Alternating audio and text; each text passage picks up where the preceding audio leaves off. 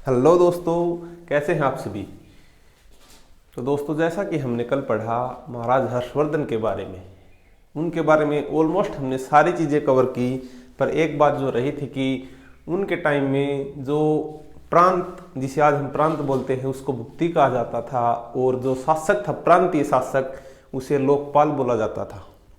इसके अलावा जो उनके समय, जो आज मथुरा जिसे बोलते हैं, मथुरा, ये सूती वस्त्रों का मुख्य व्यापारिक केंद्र था। दोस्तों, अगर आपसे एचएसएससी पूछती है कि हर्षवर्धन के काल में सबसे जो सूती वस्त्र का व्यापार सबसे ज़्यादा कहाँ होता था या फिर मुख्य केंद्र कहाँ था, तो वो मथुरा था।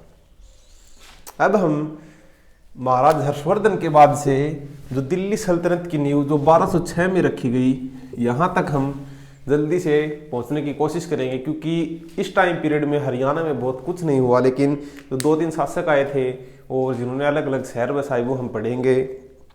उसके बाद हमारी कोशिश है कि 2 से 3 लेक्चर में हम मुगल सल्तनत को पूरा कर देंगे, क्योंकि उनका समय में जो हरियाणा में अलग अलग विद्रोह हुए थे, अलग अलग जगह उन्होंने अपनी शासन वो दबाने की कोशिश की, या फिर जो लोगों को मुगल जो क्या बोलते हैं दोस्तों, इस्लाम धर्म, वो अपनाने के लिए मजबूर किया था।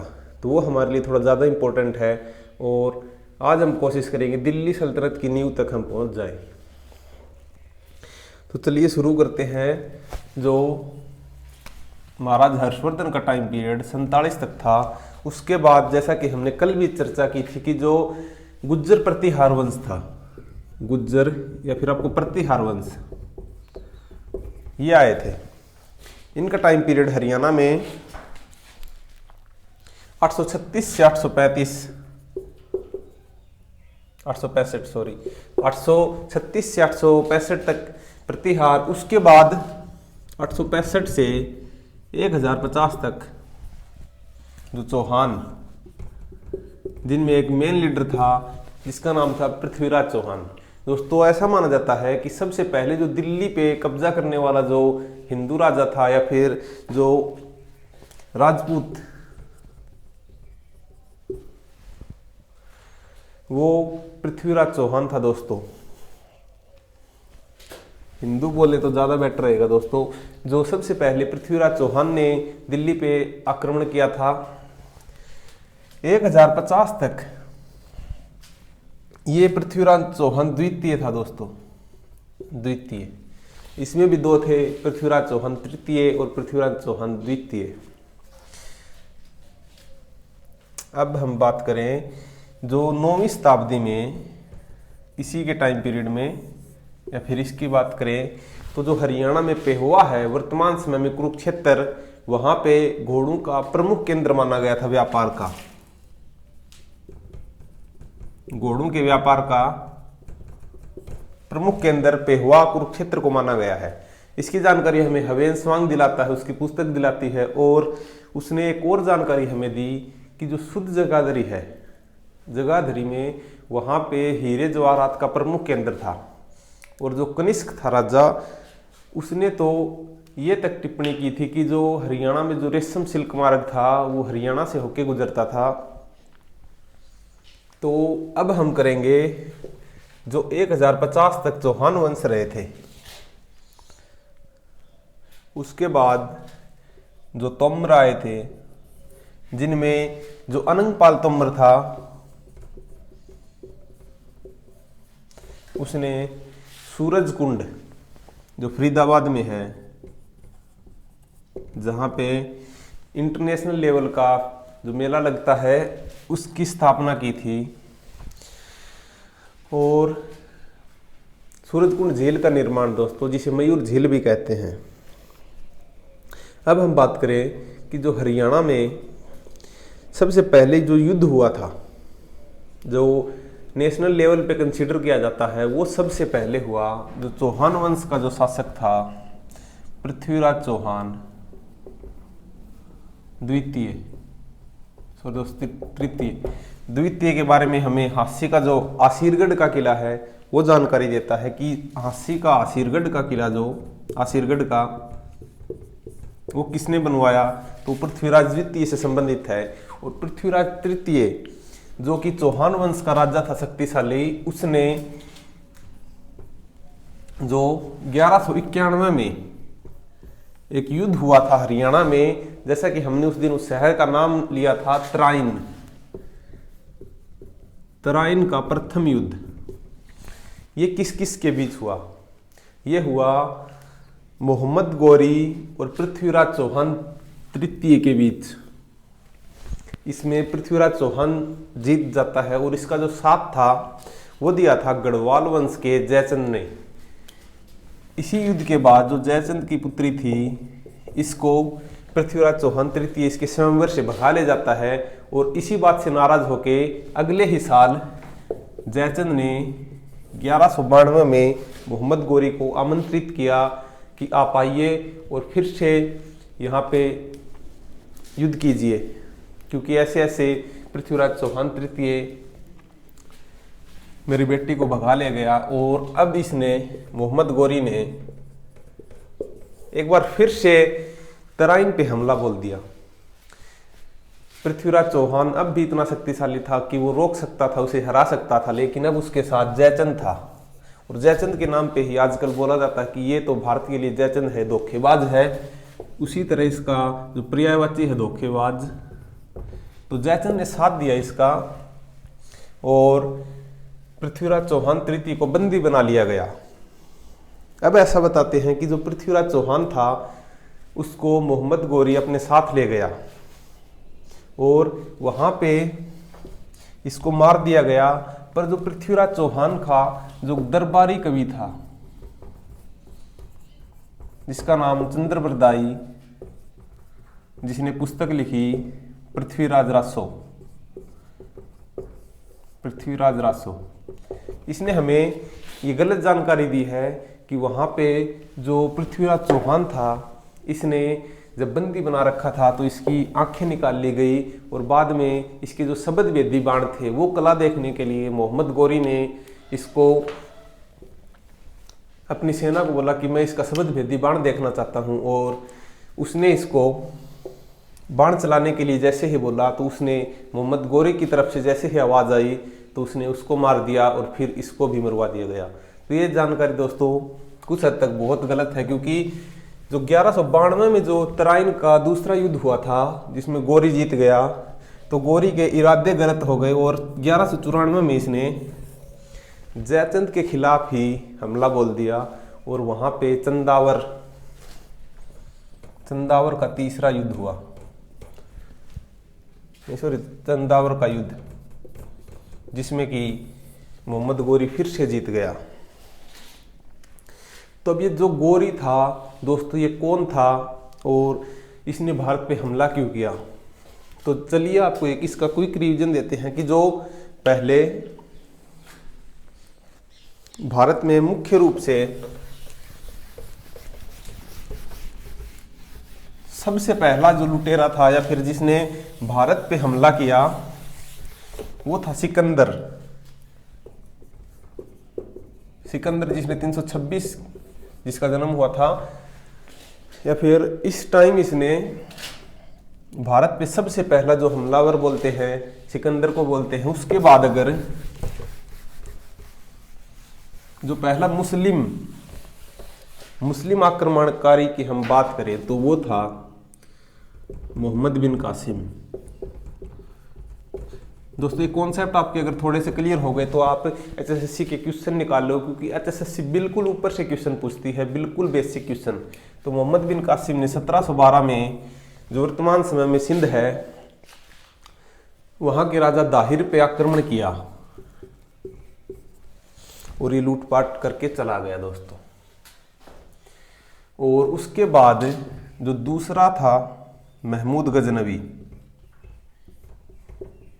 जिसके जो दूसरा आक्रमणकारी बोलते हैं, इसने 1001 से लेके 1027 तक 17 बार भारत पे आक्रमण किया। एचएसएससी ने पूछा था अभी कि 17 बार आक्रमण किसने किया, तो वो महमूद गजनवी था। इसको दोस्तों मूर्ति भंजक का टाइटल दिया गया क्योंकि जो इसने थानेसर पे जो अटैक किया 1014 में थानेसर पे अटैक किया, तो वहां पे जो चक्र स्वामी महाराज की मूर्ति थी उसको ये अपने साथ ले गया और मक्का मदीना जिसको इस्लाम में सबसे पवित्र मानते हैं नमाज पढ़ने के लिए, वहां पे इसने सीढ़ियों पे लगा दिया और उसको ठोकर मारता था दोस्तों। तो इसको मूर्ति भंजक का टाइटल दिया गया। और इसने सोमनाथ का मंदिर जो वर्तमान समय में गुजरात है उसको लूटा 1025 में। तो जो मोहम्मद बिन कासिम था, महमूद गजनवी, इसका एक सेनापति था दोस्तों, उसी का नाम मोहम्मद गोरी।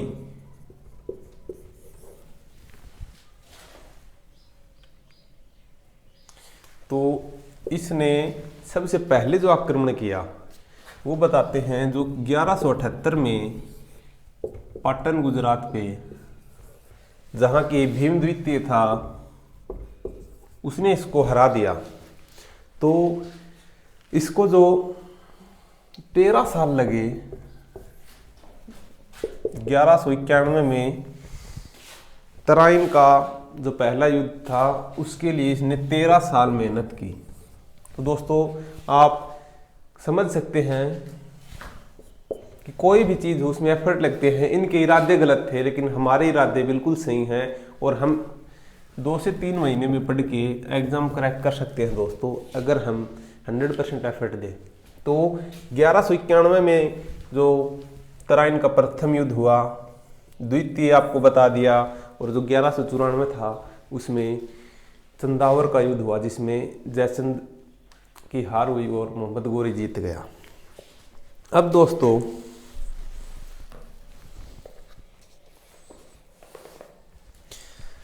जो पृथ्वीराज चौहान था उसको मार दिया, और अगर चंद्रबरदाई ने यह बोला कि उसने उसको भी मार दिया, तो 1194 में मोहम्मद गोरी का युद्ध हमें नेशनल लेवल से कैसे पता चला? तो पुराने समय में जो दरबारी कवि थे वो बिल्कुल भी झूठ नहीं लिखते थे, बिल्कुल भी सच नहीं लिखते थे। हर बार अपने राजा की जो बड़ाई थी वो करते थे, लेकिन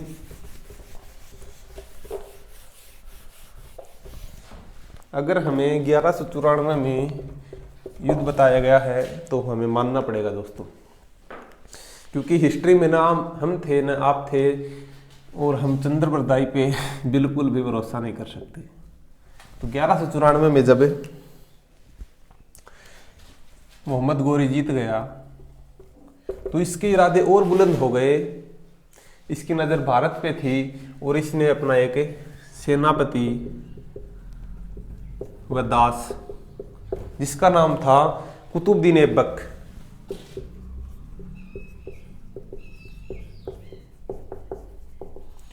कुतुबुद्दीन ऐबक जो कि एक दास था, उसने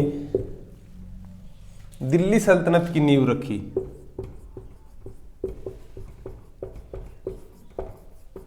अगर आपसे इंडिया जीके में पूछा जाए कि दिल्ली सल्तनत की नींव किसने रखी तो वो कुतुबुद्दीन ऐबक था। और अगर आपसे ये भी पूछा जाए कि दिल्ली सल्तनत का वो कौन सा शासक था जिसने कभी सुल्तान का पद ग्रहण नहीं किया, तो वो भी कुतुबुद्दीन ऐबक था। दिल्ली सल्तनत में सुल्तान का पद होता था और जो मुगल वंश था उसमें बादशाह का पद होता था, और जो हिंदू शासक थे वो राजा का पद ग्रहण करते थे। और अगर राजा बड़े लेवल पे था तो वो विक्रमादित्य,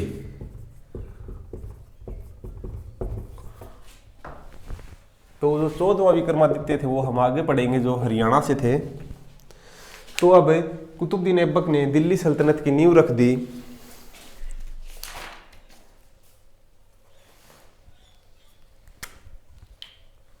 और जो मोहम्मद गोरी था, इसकी जो मृत्यु मानी जाती है 1206 ईस्वी में, 1206 ईस्वी में इसकी मृत्यु हो गई। और यहाँ से दिल्ली सल्तनत की शुरुआत हुई।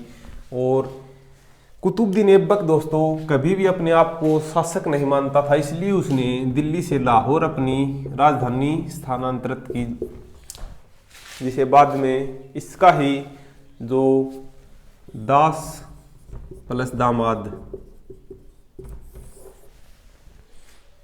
उसने वापस दिल्ली लेके आया।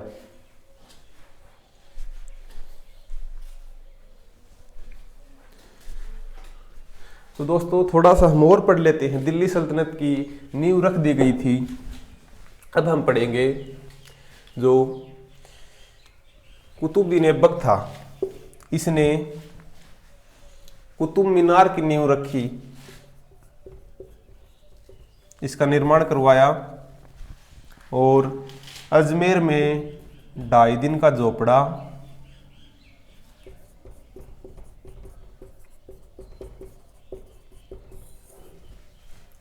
इसने रखा। जो अपने एक बख्तियार काके की याद में इसने कुतुब मीनार बनवाई और अपना एक दूसरा वो था, उसका नाम मैं कल आपको बताता हूँ, अभी ध्यान नहीं आ रहा। कुतुब मीनार की अगर आपको बोले कि निर्माण किसने किया, तो फिर जो नींव रखी थी वो कुतुबुद्दीन ऐबक ने रखी। फिर इसका जो दास प्लस दामाद जो कि इल्तुतमिश था,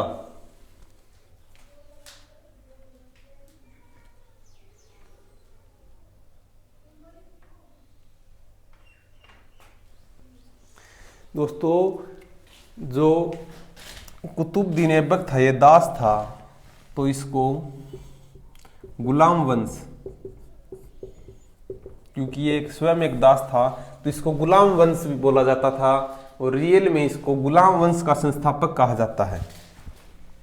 और अगर गुलाम वंश का जो असली संस्थापक जिसने दिल्ली को अपनी राजधानी बनाया, सुल्तान का पद एक्सेप्ट किया, तो वो इल्तुतमिश था। अगर आपको ऑप्शन दिए हुए हैं कि गुलाम वंश की स्थापना किसने की और इल्तुतमिश हुआ कुतुबुद्दीन ऐबक हो, तो आपका आंसर कुतुबुद्दीन होगा। लेकिन अगर रियल संस्थापक पूछे तो आपसे वो इल्तुतमिश के बारे में पूछना चाहता है।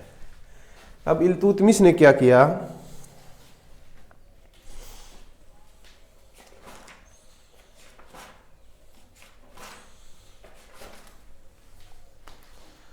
इल्तुतमिश ने 2 सिक्के चलाए,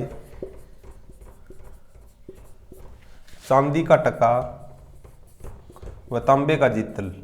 इनके नाम थे, चांदी का जो टका था और तांबे का जित्तल। ये 2 इसने सिक्के चलाए और इसने एक चहलगानी बनाई।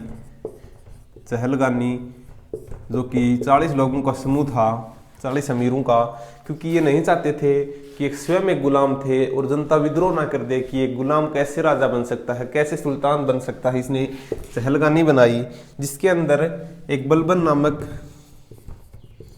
दास था जो आगे चल के स्वयं भी राजा बना था या फिर सुल्तान बना था।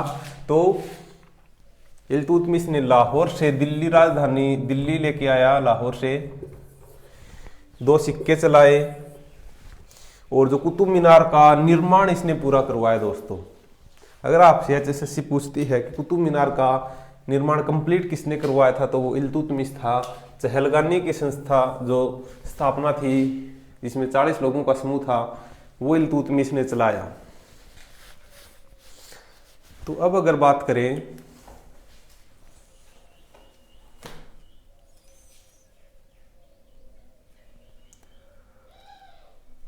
इल्तुतमिश ने एक युद्ध भी लड़ा था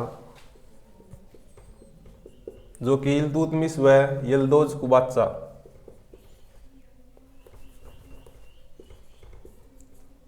यल्दोज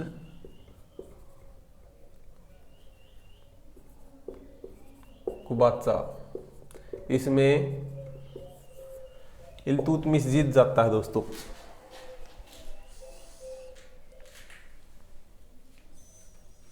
और इसे त्राइन का तीसरा युद्ध बोला गया है जो कि इल्तुतमिश ने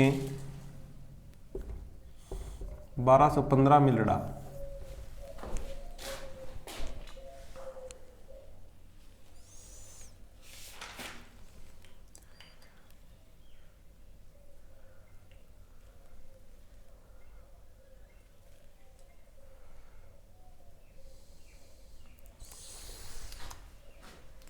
तो दोस्तों गुलाम वंश या फिर दिल्ली सल्तनत की नींव रखी जा चुकी थी और अब जो दिल्ली सल्तनत थी वो अपनी पैठ पूरे भारत में जमाना चाहती थी।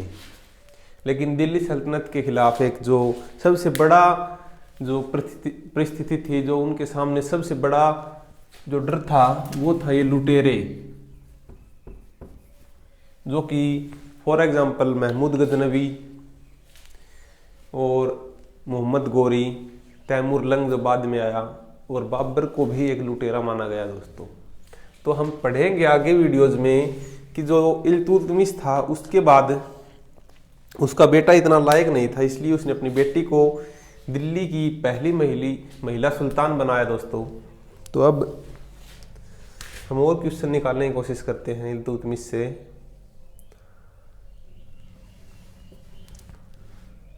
तो दोस्तों एक क्विक रिवीजन करते हैं। जो सबसे पहले कुतुबुद्दीन ऐबक ने दिल्ली सल्तनत की नींव रखी, गुलाम वंश जिसे बोलते हैं, और इल्तुतमिश भी गुलाम वंश का रियल फाउंडर बोला जाता है। इसने 2 सिक्के चलाए, चांदी का टका और तांबे का जित्तल। इसने चहलगानी की स्थापना की जिसमें 40 लोगों का समूह था, और इसने जो कुतुब मीनार था उसका निर्माण पूरा करवाया, दिल्ली अपनी राजधानी बनाया, सुल्तान का पद एक्सेप्ट किया, और 1215 में तराइन का तीसरा युद्ध लड़ा। तो दोस्तों ये थी आज की क्लास। उम्मीद करता हूँ आपको समझ आया होगा, और ये क्लास आपको इसलिए करवाई गई क्योंकि हरियाणा में जो महाराज हर्षवर्धन के बाद इतना कुछ खास नहीं हुआ, इसलिए हमने दिल्ली सल्तनत जो हरियाणा जीके और नेशनल जीके में भी इम्पोर्टेंट है, तो उसका हमने एक क्विक रिवीजन टाइप किया। और आप अगर इतना भी पढ़ लोगे तो आपके 2 से 3 क्वेश्चन, जैसे इल्तुतमिश पे आया था ग्राम सचिव में, इल्तुतमिश किस वंश का था, तो दोस्तों आप सोच सकते हैं एसएससी किस लेवल के क्वेश्चन पूछती है। अगर हम डिटेल में भी पढ़ लें तो हमारा ये क्वेश्चन उतने ही नंबर देगा। और अगर हमने इतना पढ़ लिया कि गुलाम वंश का जो रियल संस्थापक था वो था, तो हम ये क्वेश्चन आसानी से टैकल कर सकते हैं। अब हम कल पढ़ेंगे जो इसकी बेटी थी रजिया सुल्तान,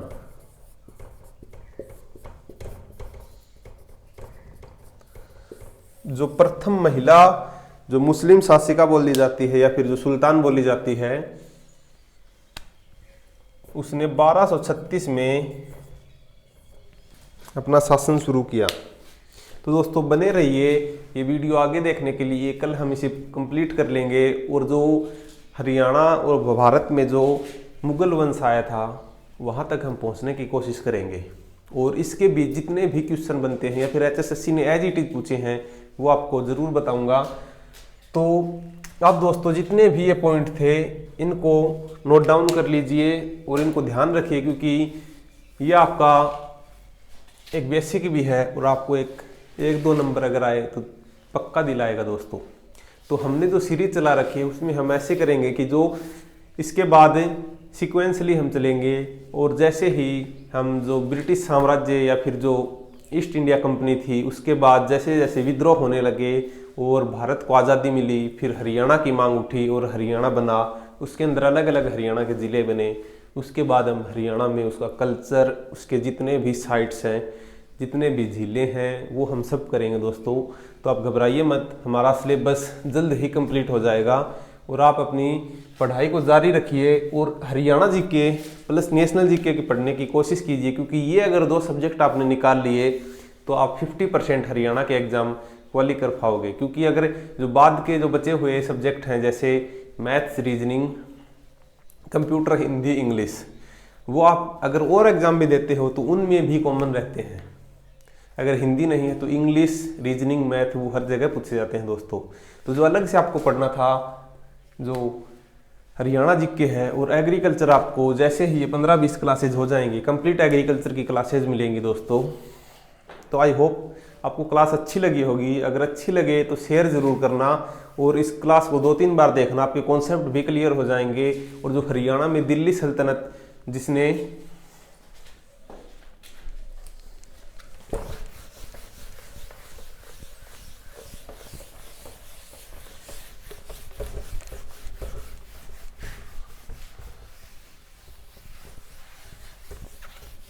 इसके बीच एक जो साइट थी या फिर जो एक आप, क्योंकि बाद में ये सीक्वेंस में नहीं रहेगा, सिरगढ़ का किला किसने बनवाया, तो वो पृथ्वीराज चौहान द्वितीय। और जो पृथ्वीराज चौहान तृतीय था दोस्तों इसने जो 2 युद्ध लड़े थे तराइन के, इसको राय पिथौरा भी कहा जाता है, राय पिथौरा। तो आपसे पूछे कि किस हिंदू शासक को राय पिथौरा भी कहा जाता है, तो आपका आंसर पृथ्वीराज द्वितीय या तृतीय में से आपको ऑप्ट करना हो तो ये होगा। और अगर सिंपल पृथ्वीराज चौहान अगर नाम लिखा हो और बाकी के 3 ऑप्शन अलग हों तो पृथ्वीराज चौहान अकेला नाम भी आपका आंसर होगा। और जो चौहान वंश था दोस्तों, आपको बताना भूल गया था मैं,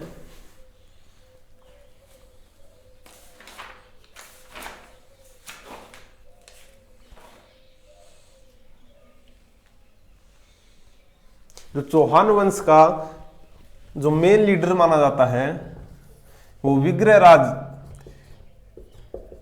और इसी का टोपरा अभिलेख में हमें जानकारी मिलती है दोस्तों। जैसा कि हरियाणा दिल्ली के पास में है, तो हरियाणा से हमें दिल्ली के बारे में बहुत सारी जानकारियां मिली नेशनल लेवल पे, जैसे टोपरा अभिलेख, इसमें हमें जो अशोक की जानकारी मिली प्लस विग्रहराज चतुर्थ।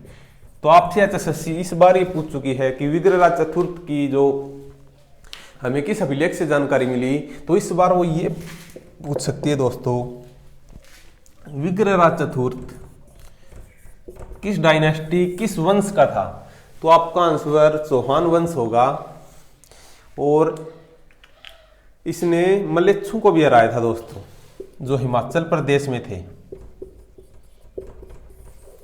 तो मैं कोशिश कर रहा हूं जितने भी क्वेश्चंस बन रहे हैं जो एचएसएससी पूछती है, क्योंकि एचएसएससी बहुत ज़्यादा डीप में क्वेश्चन नहीं पूछती, पर जो मेन क्वेश्चन हो जाते हैं जैसे टोपरा अभिलेख, तो वो एचएसएससी हर बार पूछती है। तो दोस्तों ये थी आज की क्लास। उम्मीद करता हूँ आपको क्लास अच्छी लगी होगी। अगर अच्छी लगे